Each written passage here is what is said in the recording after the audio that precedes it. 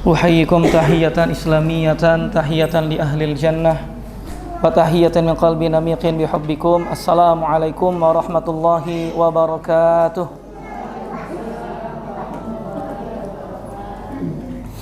Alhamdulillahi rabbil alamin.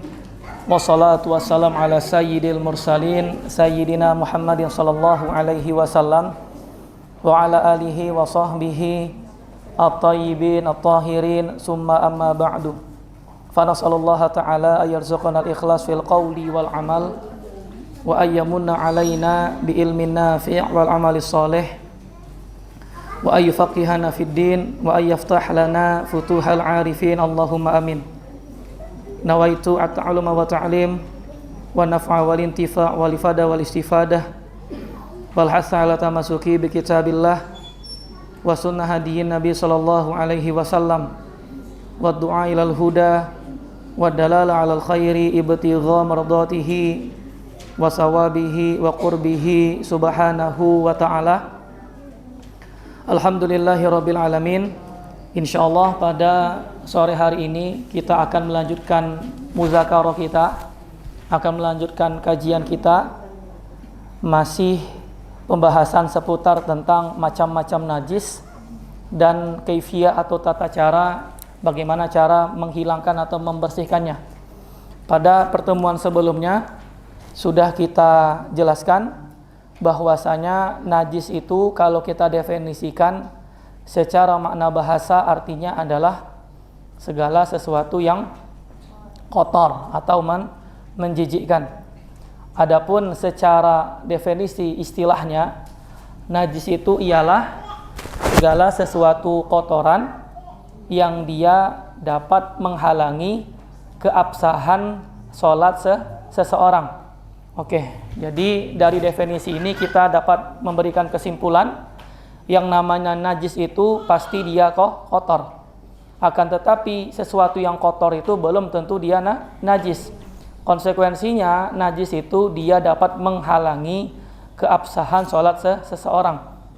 Misalnya ketika seseorang pengen sholat sementara badannya atau pakaiannya atau tempat sholatnya itu terkena najis, maka sholatnya tidak sah. Selain daripada itu, selain najis konsekuensinya dapat menghalangi keabsahan sholat seseorang, dia kalau terkena air maka juga dapat merusak kesucian dari air. Nanti akan kita jelaskan secara perinciannya.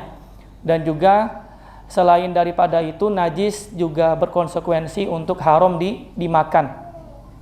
Lalu juga sudah kita jelaskan beberapa poin macam-macam dari najis. Yang pertama apa kemarin Bu? Pak pula lagi.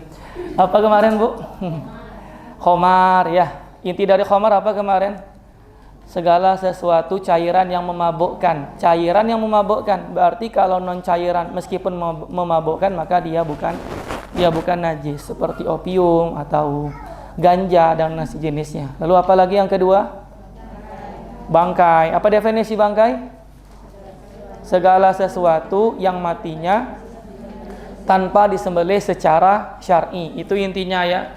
Segala sesuatu makhluk hidup atau hewan yang dia matinya tanpa disembelih secara syar'i maka dihukumi bangkai, kecuali 3 yang dimana bangkainya dihukumi suci. Apa 3 ini Bu? Yang pertama bangkai manusia, lalu yang kedua bangkai ikan, lalu yang ketiga bangkai belalang. Oke, itu yang kedua. Lalu apa lagi selanjutnya? Masalah ini ya, masalah bagian anggota tubuh yang dia terlepas dari tubuhnya ketika sesuatu itu masih hidup, maka hukumnya bagaimana? Mengikuti hukum bangkainya. Mengikuti hukum bangkainya artinya bagian anggota tubuh yang terlepas itu jika bangkainya najis, maka bagian yang terlepas itu pun juga najis. Kalau bangkainya suci, maka bagian yang terlepas itu pun juga dihukumi suci. Kemarin kita contohkan seperti misalnya ada bagian kaki kambing yang terlepas sementara kambingnya masih hidup. Maka bagian yang terlepas itu bagaimana hukumnya, Bu? Kita lihat bangkainya kambing. Bangkai kambing itu suci atau najis? Bangkainya suci atau najis?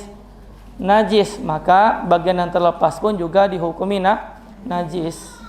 Kalau ada tangan manusia yang terlepas, sementara manusia itu masih hidup, maka tangan yang terlepas itu bagaimana hukumnya, Bu? Kita ikuti hukum bangkai manusia.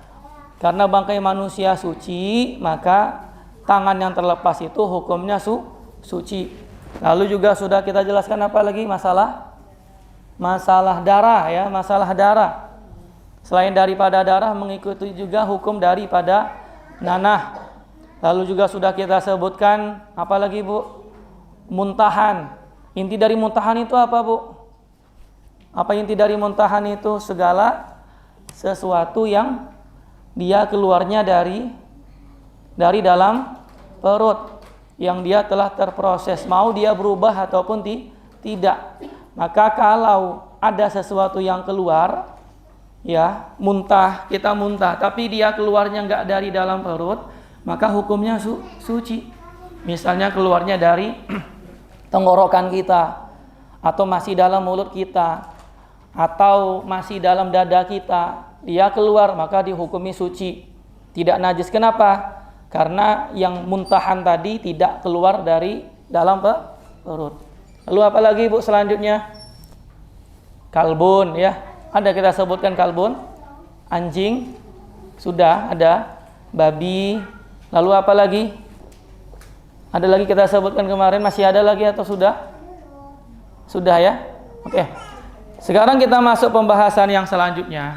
Ini pembahasan ini, bagaimana kalau najis-najis yang sudah kita sebutkan tadi, dia menempel atau terkena sesuatu. Jadi najis ini misalnya dia mengenai tubuh kita, atau misalnya dia mengenai baju kita, atau misalnya dia mengenai apapun itu, atau misalnya najisnya itu terkena air, mau itu yang air biasa ataupun yang cairan yang bukan air putih atau air mutlak.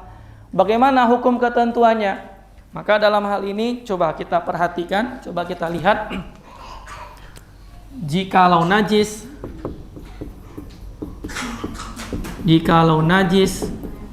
mengenai jikalau najis mengenai apa? Yang pertama mengenai, misalnya mengenai badan, atau mengenai baju, atau mengenai tempat sholat, atau intinya yang bukan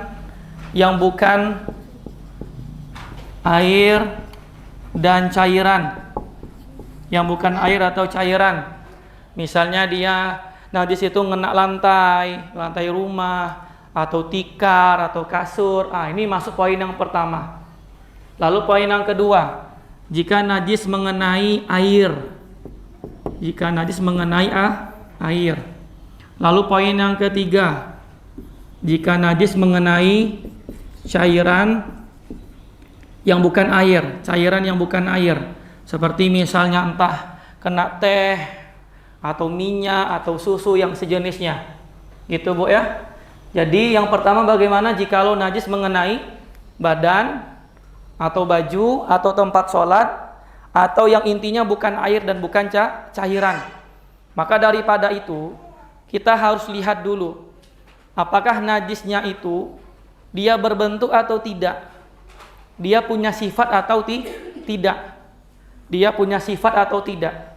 Kalau najis itu bisa tersifati, artinya dia punya fisiknya ada, baunya ada, apalagi baunya ada, warnanya ada, rasanya juga ada.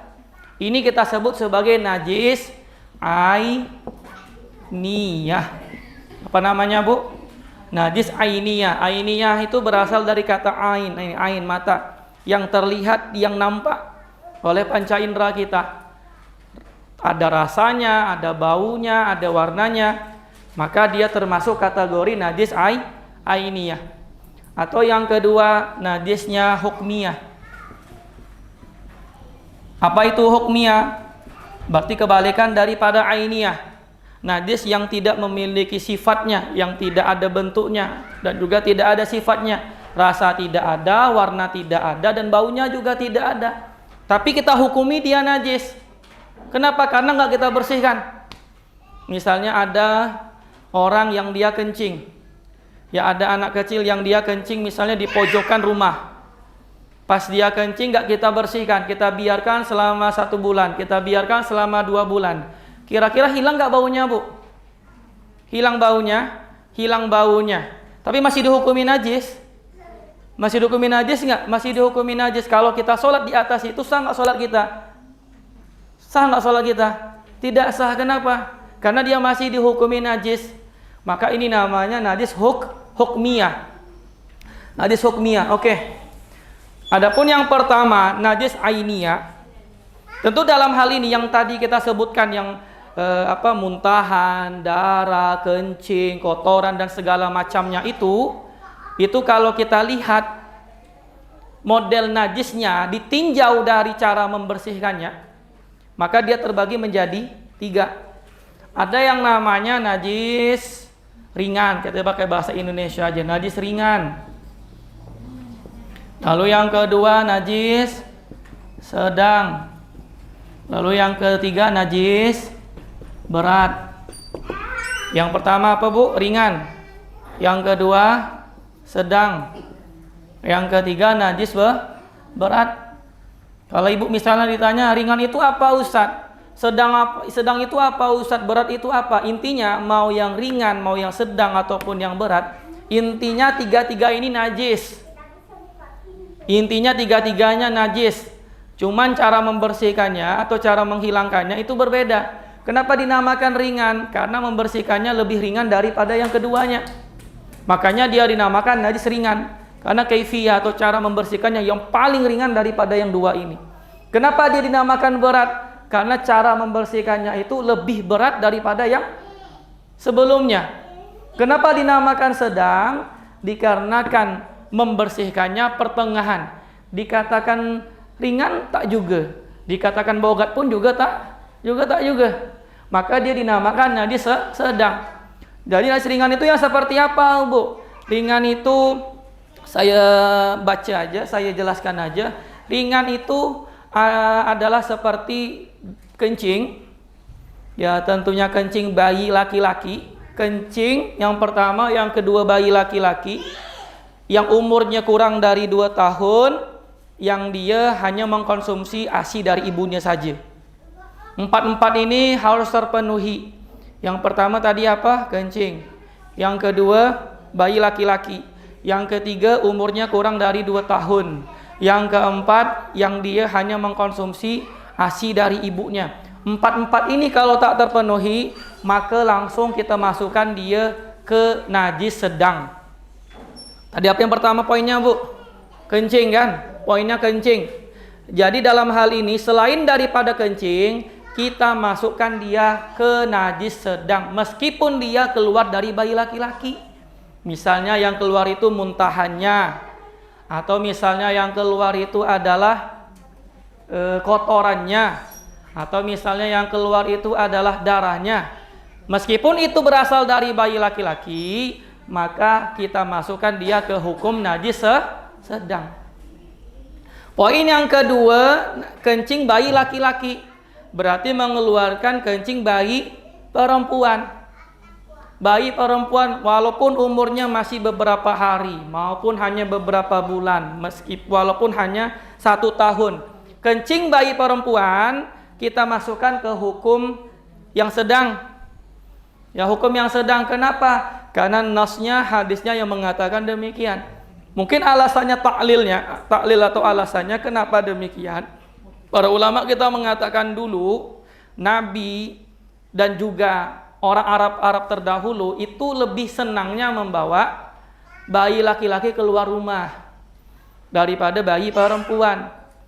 Nah, yang namanya bayi itu kan kalau tidak ngompol tak bercakap dulu sama maknya kan ya, Bu ya. Tak bercakap dulu sama bapaknya, ya main konceng tembak-tembak aja kan gitu. Maka sangat menyulitkan maka ada keringanan dalam membersihkannya. Nah, itu poin yang kedua. Poin yang ketiga, kalau umurnya kurang dari 2 tahun, berarti kalau dia lebih 2 tahun 1 jam, 2 tahun 1 hari, 2 tahun 1 bulan misalnya, maka kencingnya sudah dianggap sedang. Dan yang perlu kita pahami, masalah umur di dalam pembahasan fikih itu pakai hitungan hitungan hijriyah atau qamariyah, tidak menggunakan hitungan syamsiyah. Makanya Bu, saya sarankan ketika anak-anak kita lahir, jangan lupa dicatat tanggal lahir Islamnya. Apapun itu yang berkaitan dengan hukum fikih, maka penanggalannya menggunakan penanggalan Islam atau qamariyah. Termasuk dalam hal ini misalnya dalam hal zakat misalnya, ya kan? Dalam hal zakat menentukan haul 1 tahun itu menggunakan penanggalan hijriyah, bukan penanggalan masehi. Begitu juga menentukan anak kita baligh atau belum, umur 9 tahun atau 15 tahun, itu mengikuti penanggalan hijriyah. Sama dengan yang ini juga. Tadi kita bilang 2 tahun. 2 tahun yang apa, Ustadz? 2 tahun dengan penanggalan hijriyah atau qamariyah.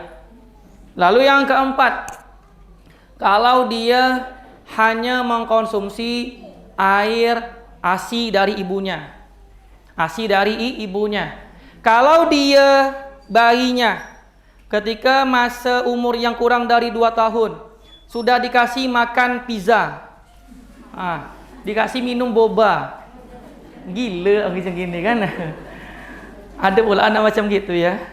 Misalnya gitu aja, misalnya macam gitu Bu. Jadi dia di umur kurang dari 2 tahun tadi lah dikasih makan pizza, makan donat, minum boba, apalagi minuman enak-enak tuh ya, itulah pokoknya. Itu udah dia konsumsi. Maka pertanyaannya, ketika dia kencing, apakah masih dikatakan najis ringan? Enggak dinamakan lagi najis ringan. Kenapa? Karena yang dia konsumsi atau dijadikan makanan dia sehari-hari itu bukan lagi ASI dari ibunya. Kecuali kalau dia makan atau dia mengkonsumsi sesuatu itu bukan dengan tujuan dijadikan sebagai makanan dia sehari-hari. Misalnya seperti dia mau berobat dikasih apa gitu ya. Atau misalnya untuk mentahnik ketika pengen akikah, yang seperti ini enggak masalah. Itu namanya najis ringan. Kalau yang berat, ini ya seperti apa? Seperti najisnya dog dan apa bahasa Inggris babi itu? Itulah pokoknya. Pig ya. Pig. Karena pakai bahasa Indo tuh kayak kaso dong ya Bu ya. Saya itu tak enak lisan saya itu Ke bahasa Arab enak, kalbun khinzir, sudah. Atau bahasa Inggris, dog, pig. Tapi kalau bahasa Indo tuh kayak kaso dong ya kan ya. Jadi yang berat itu yang seperti apa? Seperti ini, dog dan pig beserta juga dengan anak peranakannya. Itu yang berat. Kalau yang sedang berarti selain daripada ini. Selain daripada yang ringan, selain daripada yang berat. Ya seperti kencing orang dewasa, kotoran orang dewasa, kotorannya hewan, muntahannya, darahnya, bangkai, maka termasuk najis sedang. Lalu bagaimana cara membersihkannya? Kalau ringan maka cukup dipercikkan saja. Makanya dalam hal ini yang perlu kita pahami ada setidaknya 3 istilah. 3 istilah yang perlu kita pahami. Yang pertama istilah percikan. Lalu yang kedua ada namanya membasuh. Bukan membasuh, mengusap. Yang ketiga membasuh. Yang pertama percikan, yang kedua mengusap, lalu yang ketiga membasuh. Kalau yang berkaitan dengan najis ringan, cara membersihkannya itu cukup dipercikkan saja. Percikan itu bagaimana Bu? Ambil air, Ambil air, lalu diginikan. Ini percik namanya kan? Betul nggak? Tapi yang perlu kita pahami, ketika memercikkan bagian atau tempat yang terkena najis ringan ini, itu bukan hanya satu, dua, atau 3 kali percikan aja. Kenapa demikian? Karena kalau kita buat seperti itu, kira-kira mencakup nggak Bu semua bagian yang terkena najis itu? Nggak mencakup. Jadi mercikannya itu nggak cukup hanya sekali, nggak cukup hanya 2 kali, nggak cukup hanya 3 kali. Sampai percikan itu membuat air tergenang. Sampai membuat air tergenang. Kalau dia sudah tergenang dan juga hilang sifat dari kenajisannya, karena nanti intinya najis ainiyah ini intinya apa? Cara membersihkannya wajib dibasuh, ya, wajib dibasuh dan hilangkan fisik atau sifat najis. Intinya kayak gitu. Wajib dibasuh dan dihilangkan fisik atau sifat najis. Gitu Bu ya. Mau dia ringan, mau yang sedang, mau yang berat, wajib dibasuh atau dipercikkan dan juga hilang sifat najis. Jadi kalau yang ringan kita hanya percikan saja 1 kali, 2 kali, 3 kali. Dengan 3 kali percikan itu kok masih ada bau bayi kencing laki-laki, maka belum mencukupi. Kalau masih ada baunya, maka belum mencukupi. Percikannya intinya sampai betul-betul hilang fisik atau sifat dari najis. Itu kalau yang ringan. Kalau yang sedang, maka cukup dibasuh 1 kali sampai betul-betul hilang fisik atau sifat dari najis. Gampang. Kalau berat, berat ini agak sedikit ribet, namanya aja berat. Kalau berat, maka dengan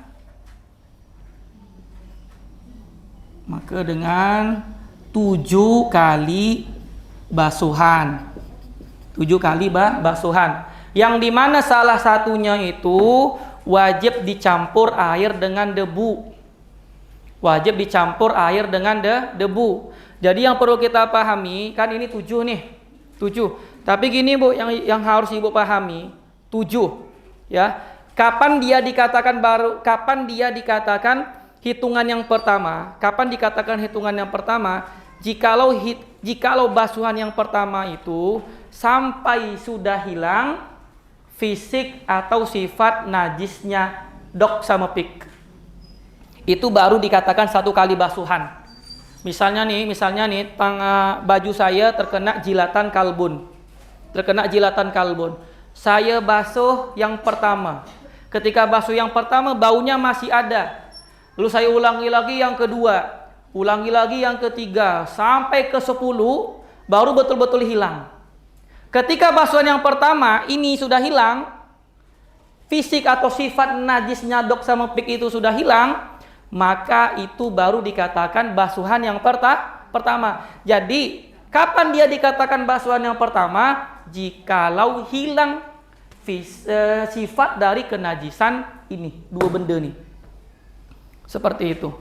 Baru nanti tambahan yang kedua, 3 sampai ke 7, yang dimana salah satunya itu wajib debu dicampur dengan air. Makanya dalam hadis itu Nabi mengatakan bagaimana? Iza walagha al-kalbu fi ina'i ahadikum.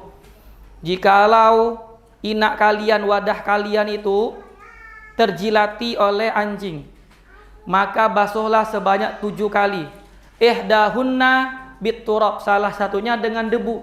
Yang harus kita pahami bukan berarti misalnya 1 air, 2 air, 3 air, 4 air, 5 air, 6 air, 7 baru debu. Bukan seperti itu. Intinya debunya tadi bercampur dengan air. Kita punya air mutlak yang seperti itu yang berwarna jernih. Kita masukkan debu. Kira-kira apa yang terjadi dengan air itu, Bu? Maka dia mengeruh kan?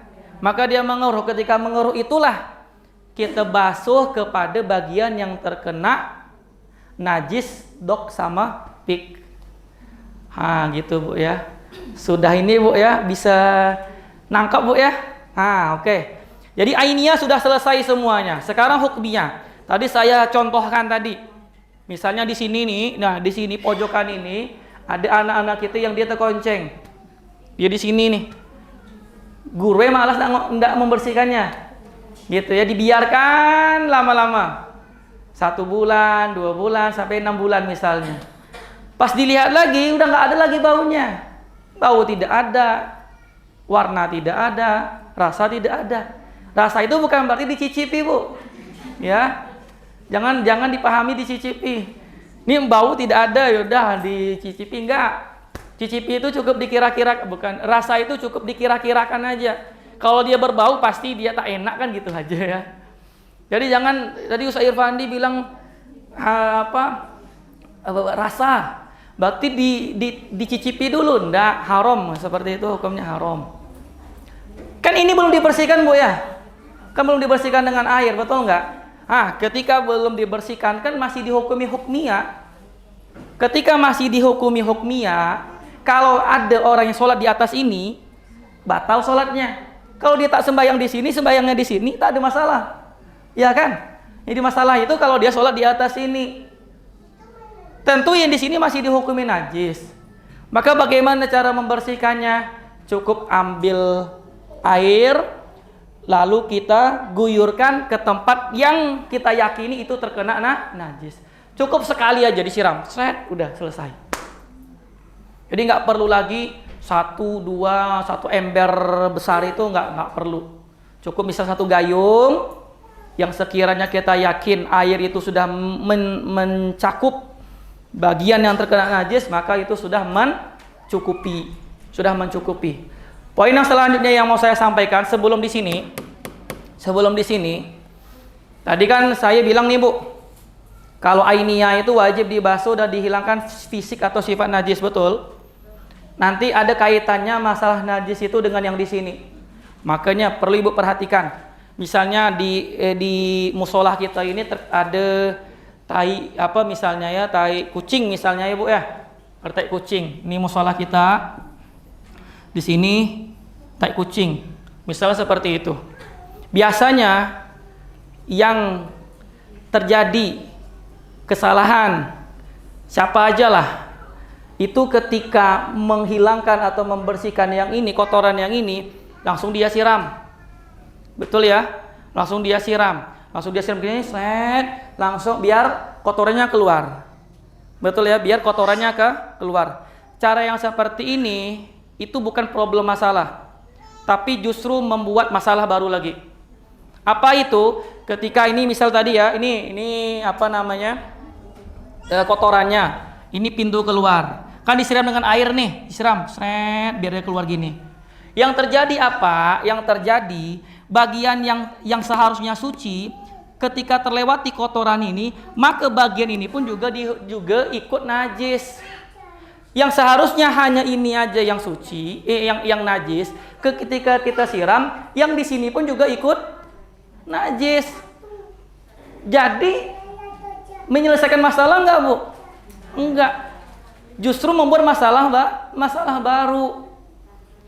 Makanya kalau kita tengok nih para ustazah, mak-mak kita dulu, mungkin para ibu-ibu dulu yang hidup di 2000 ini ya, yang generasi ini, generasi lama, itu kalau kita lihat cara membersihkan kotorannya bagaimana? Bukan dengan disiram. Misalnya ada tai ayam gitu ya, atau ada tai apa aja lah misalnya di teras rumah, nggak langsung disiram. Tapi diambil serabut ke lape tuh, ya tak? Masih ada generasi kita macam gitu. Tapi jagang kan? Tapi jagang. Dulu waktu kecil itu mak saya macam gitu, saya nampak. Jadi kita buat macam gitu di teras-teras depan rumah tuh. Kayak gitu, Bu. Jadi ambil serabut kelapa, diambil kotoran tuh, ya kan? Fisiknya hilang, ya kan? Fisiknya sampai hilang, setelah itu dia buang. Lalu dibiarkan dulu, setelah mengering baru disiram dengan air. Yang seperti ini yang dibuat oleh orang-orang tua kita dulu, saya bilang itu yang mantap. Itu yang botol. Ustaz serabut kepala, kelapa sekarang payah sekarang Ustaz. Iya, payah bu ya. Payah sekarang, cari di tembilahan sana. Ya udah pakai tisu. Ya kan, ada tisu kan? Nah, apa aja lah pokoknya bisa kita siasati. Hidup ini tak bodoh-bodoh amat kan gitu ya. Gitu bu ya. Jadi seperti itulah intinya. Itu kalau yang poin pertama. Sekarang poin yang kedua, kalau najis nyemplung ke dalam air. Kan ada dua kemungkinan nih bu air ini. Entah dia sedikit atau dia banyak. Ustadz, bagaimana dia dikatakan sedikit Ustadz? Bagaimana dia dikatakan banyak? Sedikit intinya kurang dari 216 liter. Kalau banyak 216 liter dan lebih. Nah, ini dia dikatakan air yang sedikit atau yang banyak. Kalau kita punya bak mandi yang bentuknya kubus, maka setidaknya panjang 60, lebar 60, tinggi 60. Kalau pono itu 2 kullah. Ya, itu 2 kullah.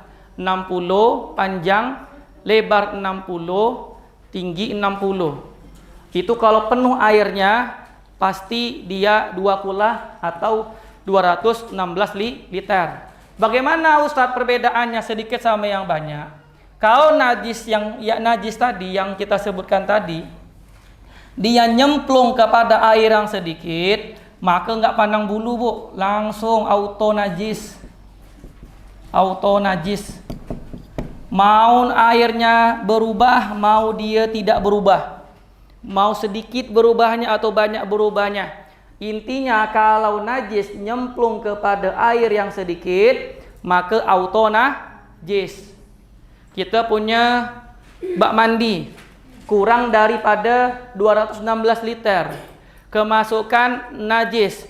Ketika kita keluarkan najis itu dari bak mandi kita, baunya tidak ada, rasanya nggak ada, warnanya juga tidak ada, maka tetap dihukumi najis. Kenapa? Kaidah mengatakan najis jika masuk ke air yang sedikit, mau berubah ataupun tidak, maka dihukumi najis. Kalau banyak, maka kita tengok dia berubah atau tidak berubah. Kalau dia berubah, maka dihukumi najis. Kalau dia tak berubah, maka dia tak najis. Saya punya bak mandi. Bak mandinya misalnya 300 liter. Rupanya pas saya mandi, saya nampak buntang kucing. Ya, atau tikus. Mati dia di dalam itu. Saya keluarkan tuh. Saya ambil bangkai tikus tadi. Pas saya lihat airnya sama sekali nggak berubah. Entah dari warna apa segala macamnya, tak ada sama sekali. Maka hukumnya tidak najis. Pas saya angkat, rupanya ada baunya minta ampun. Bau bangkainya minta ampun, maka dihukumi najis. Dari dua ini bu, tadi kita hukumi ini najis. Kira-kira dari dua najis ini bisa nggak kita sulap lagi, kita jadikan dia suci, bisa nggak? Jika najis nih, kan misalnya ibu kan daripada dibuang, mubazir, kira-kira bisa nggak dijadikan dia suci kembali? Bisa nggak? Bisa. Kalau yang sedikit, caranya gampang. Tambahkan aja volumenya. Tambahkan volume. Tapi dengan syarat volumenya harus 2 kullah ini. Tinggal ditambahkan volume air. Kalau yang banyak, maka banyak caranya. Salah satunya tambahkan volume air. Tambahkan aja sampai nanti hilang sifat najis. Yang kedua hilang sendiri. Bak mandi saya ini najis nih bu. Saya tinggalkan pergi ke Ka'bah, pergi ke Mekah ya, sama 40 hari. Badalin orang. Ya udah. Pergi saya ke Mekah, ibadah, balik ke rumah, rupanya lah tahu bau lagi dia. balik lagi seperti air mutlak, air suci sedia kala. Seperti ini bagaimana hukumnya, Bu? Kalau seperti ini bagaimana? Ya udah dihukumi suci. Kenapa? Karena gini, air yang banyak itu kalau dia banyak, dia punya istilahnya punya kekuatan untuk mendafa itu ya, untuk menghilangkan kenajisan itu bisa. Tapi kalau sedikit itu nggak bisa. Kalau sedikit itu tak bisa. Makanya Nabi mengatakan iza kanal ma qullataini lam yahmilil khabas. Kalau air itu lebih dari 2 qullah, maka dia tidak bisa kita hukumi najis sampai dia berubah. Catatannya kalau dia berubah. Kalau dia tak berubah, maka dihukumi suci. Tuh kekuatan dari air yang banyak. Kalau air sedikit dia nggak bisa. Dia nggak bisa mempertahankan dirinya. Atau yang ketiga, yang najis tadi kita buang, yang najis tadi kita buang, lalu apa yang sekiranya berubah tadi kita buang juga. Sekiranya setelah dibuang bagian tersebut tidak kurang dari 2 qullah dan kembali menjadi air mutlak, artinya tidak ada baunya, tidak ada rasanya, tidak ada warnanya, maka kembali menjadi suci. Kembali menjadi suci. Ini berkaitan dengan mengembalikan yang najis menjadi suci. Lalu yang terakhir cairan. Ini cairan ini berarti yang non air. Ya seperti misalnya susu ya Bu ya. Atau minyak atau jus. Apalagi DLL. Secara gampang ya, biar gampang gitu ya. Jadi cairan yang bukan air. Seperti susu, minyak, jus dan yang lainnya. Jadi kalau seandainya kita punya susu 1 drum besar. Susu 1 drum besar. Tahu-taunya ada tikus yang mati di sana. Sekarang bagaimana tuh, Bu? Apakah kita campakkan, kita keluarkan bangkai tikus tuh, lalu susu kita jual kepada orang? Apakah seperti itu?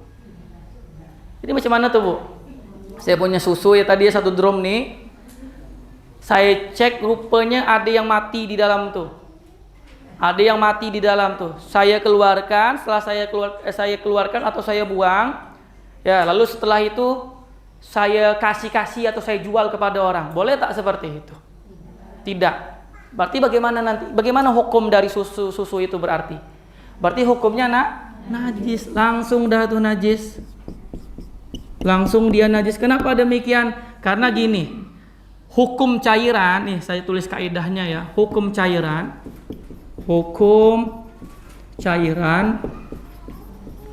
itu seperti air sedikit. Ini hukum asal dari cairan. Jadi segala cairan itu hukumnya seperti air yang sedikit. Air yang sedikit itu bagaimana tadi hukumnya, Bu? Kalau nyemplung najis, mau berubah ataupun tidak, maka dihukumi najis. Cairan begitu juga. Mau dia sedikit, mau dia banyak, kalau nyemplung najis, mau dia berubah ataupun tidak, maka dihukumi najis. Kenapa demikian, Ustadz? Karena Nabi yang bilang seperti itu. Nabi yang mencontohkan. Kalau waktu itu masalah keju ya, atau ya masalah keju. Ada ada bangkai tikus ya. Kalau dia kering, maka hilangkan bagian yang terkena itu. Kalau dia cairan, maka langsung dibuang. Maksud dibuang ini bukan maksudnya dibuang itu artinya jangan kita konsumsi.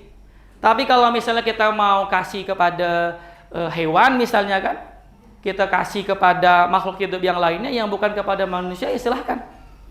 Jadi kalau ini tadi misalnya kita contohkan susu, dia najis, bisa nggak dibersihkan, Bu? Bisa nggak disucikan? Kita punya susu satu drum yang dihukumi najis, tambahkan volumenya biar dia menjadi suci. Bisa nggak seperti itu? Nggak bisa. Ini nggak bisa disucikan. Nggak bisa disucikan. Seperti itu. Sampai di sini, Bu, bisa sama-sama kita pahami? Bisa kan? Udah selesai udah. Balik lagi. Iya kan? Udah selesai apa lagi? Oke. Mungkin barangkali ada yang mau ini bertanya, silahkan. Ada Bu? Ada yang mau didiskusikan? Silahkan, tafadhol.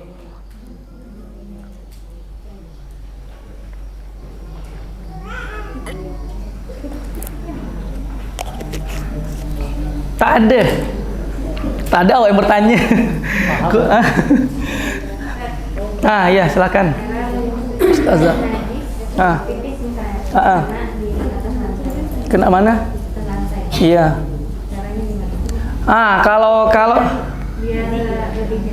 Iya, kalau ke kencing ya sama aja dengan yang tadi yang saya bilang tadi. Kalau langsung disiram dengan dengan air, misalnya kan kencing di atas lantai, langsung kita siram dengan air. Yang seperti ini bagian yang seharusnya tidak terkena najis, maka juga najis. Kenapa? Sebenarnya masalah ini Bu, di sini hukumnya. Karena kan ketika menyiram ini kan airnya sedikit ya. Betul nggak? Ketika air yang sedikit terkena najis, mau dia berubah ataupun tidak, maka dihukumi najis. Kalau seperti itu tentu nanti nambahkan lagi. Gitu Bu ya. Maka kalau yang sama aja dengan yang kotoran tadi. Entah dengan lap tangan atau apa gitu ya. Intinya dihilangkan dulu fisiknya sampai betul-betul ngering, baru nanti disiram dengan air. Itu kalau di lantai ya, Tapi kan kalau di baju kan nggak mesti Bu ya. Kan kalau baju itu kan langsung disiram gitu aja. Kalau ini nggak ada masalah. Yang masalah itu kalau misalnya di atas lantai. Karena yang jadi masalah itu Bu, najisnya akan mengalir, akan terbawa dengan dengan air tadi, air yang disiram. Seperti itu. Berarti kalau disiram itu kan najisnya kemana-mana. Iya. Ada yang mensucikan najis pakai kain pel. Iya. Kain pel yang dibasahi. Bisa menghilangkan atau kalau dengan kain pel nggak bisa Bu. Kenapa dia nggak bisa? Kenapa nggak bisa dengan kain pel? Karena kain pel itu bukan media untuk bersuci. Masih ingat nggak Bu pembahasan kita yang di awal? Pernah kita jelaskan media yang 4 itu? Pernah kan? Apa masih ingat nggak Bu yang 4 ini? Apa medianya? Air. Yang kedua, tanah. Yang ketiga, batu. Yang keempat, alat penyamak. Betul ya? Alat penyamak. Sementara kain pel itu kan bukan media bersuci. Ya dalam artian tadi itu kain pel itu hanya untuk terakhir aja lah, bagian terakhir ketika basah gitu ya, terus dilap. Sama dengan sabun cuci. Sabun cuci itu kan bukan media untuk bersuci. Medianya itu air. Makanya kalau kita punya pakaian yang kotor atau pakaian yang najis, pengen kita hilangkan, jangan langsung dimasukkan ke dalam air yang ada sabun cuci. Kenapa? Karena sabun cuci itu bukan media untuk mensucikan. Dia suci tapi nggak mensucikan. Tapi air mutlak suci dan mensucikan. Makanya hilangkan dulu dengan air mutlak. Sementara yang sabun cuci itu tambahan aja kan Bu ya, biar dia harum, biar apalah seperti itu. Wallahu alam. Iya Bu, silakan Bu. Terkait dengan yang Ibu tanyakan tadi, kan kadang-kadang rumah kita tuh misalnya lokasinya justru kan jauh dari pintu, kan? Kalau kita siram kan agak susah. Kalau seandainya kita lakukan dengan cara, misalnya ini ada pipis dan ditolak, lalu kita tuangkan sedikit air untuk sekedar membasahi lokasi pipis tadi, kan tidak ada air yang mengenang. Iya. Kemudian baru kita ambil lap, apakah itu sedang menggugurkan najisnya? Oke, tadi kan ini kencing. Setelah itu Ibu lap, dilap kan? Sudah lap itu kering. Setelah kering, iya tunggu kering dulu. Baru setelah itu disiram dengan air. Disiram dengan air. Setelah itu terserah ibu tuh, mau ibu langsung lap dengan kain pel atau mau dialirkan ke pintu pembuangan juga nggak masalah. Ya, karena kenapa? Karena fisik awalnya kan sudah hilang tuh. Intinya gini Bu, intinya tadi kenapa kita pakai kain lap atau kain pel di awal tadi, sebelum kita tuangkan atau dibasuh dengan air, itu intinya menjadikan najis itu dari ainiyah ke hukmiyah, dari ainiyah ke hukmiyah. Jadi ketika najis itu sudah menjadi hukmiyah, kan cukup dibasuhkan saja dengan air, disiram dengan air. Ketika tergenang ya itu sudah suci itu Bu, itu sudah suci. Jadi ketika sudah suci, mau dipel atau mau dibuang di tempat pembuangan juga nggak ada masalah, karena dia sudah bersih seperti itu.